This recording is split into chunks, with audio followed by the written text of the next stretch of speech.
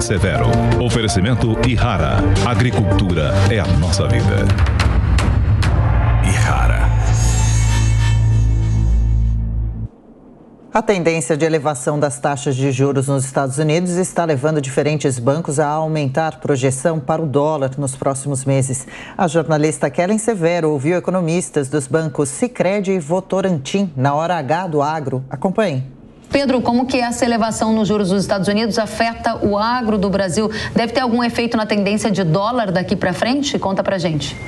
Bom, é natural quando os Estados Unidos sobe a taxa de juros, ele por ser o país, né, de maior credibilidade aí no mundo, né, tem alta reputação, ele acaba drenando os recursos do planeta, especialmente os países em desenvolvimento, e carrega para os Estados Unidos, né. Mas no caso do real, a gente tem observado o Brasil bem posicionado enquanto moeda, né, a gente tem uma taxa de juros já bastante elevada, o ciclo de alta de juros no Brasil começou antes do que na maior parte dos países, o nosso risco está bem ajustado à nossa nota de crédito, então deve levar o Brasil a ter uma pequena desvalorização no câmbio, mas ela não ela deve ter uma desvalorização, mas não deve ser muito grande pelos elementos que eu mencionei, mas é uma trajetória de desvalorização e com muita volatilidade, né? Esses períodos de alta americana também trazem muita volatilidade para o mercado, porque normalmente algum emergente pode ter algum problema de dissolvência durante esse processo que ainda está em curso. Só para a gente traduzir isso em taxas, né? O Banco Central divulga a pesquisa Focus e entende que até o final do ano a gente vai ter dólar em 5,20. Qual é a sua avaliação a partir do momento em que o Fed aumenta juros e sinaliza que vai continuar aumentando?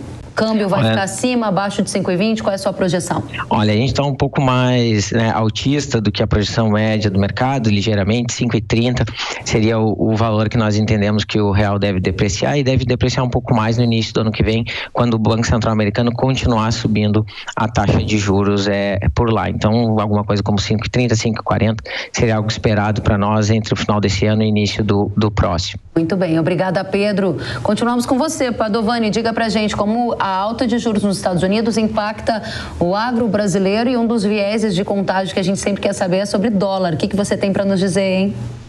Bom, acho que eu vou na mesma linha do Pedro, né? Quando você tem alta de juros nos Estados Unidos, ele tende a atrair fluxos capitais para a economia norte-americana, em particular no momento em que a Europa está tendo muitos problemas com inflação alta, baixo crescimento, problemas fiscais, problemas políticos, enfim.